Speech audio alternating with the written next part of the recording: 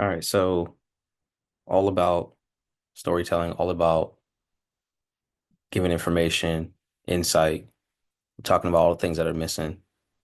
How are we addressing these issues? All right, real quick, this is the level one workbook, which is ages 5 to 7 for Melanated Mathematics, Financial Literacy. As you can notice and see right here, right at the top, all of the activities in these workbooks, levels 1 through 3, um, ranging from ages 5 up to roughly 13.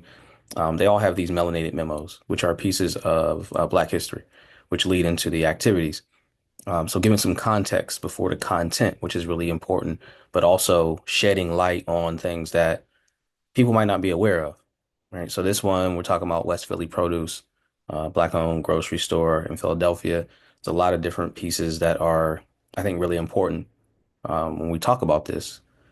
Talking about ownership, we're talking about agriculture, we're talking about business, supports within cities, but then also thinking about even health, the importance, and sometimes even the lack of access to fresh produce, right? I used to work in a community where the first time I had heard the term food desert was introduced to me.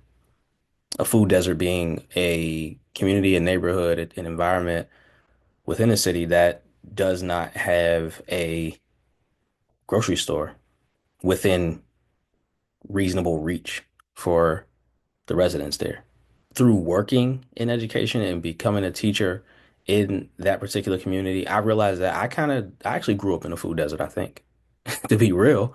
Thinking about where I lived, access to things, and how far we had to travel to get to food, right?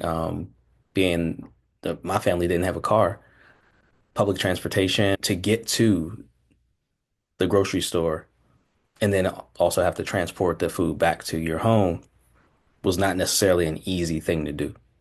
So, yeah, I mean, a lot of this is real, and these are the things that I'm tapping into and addressing.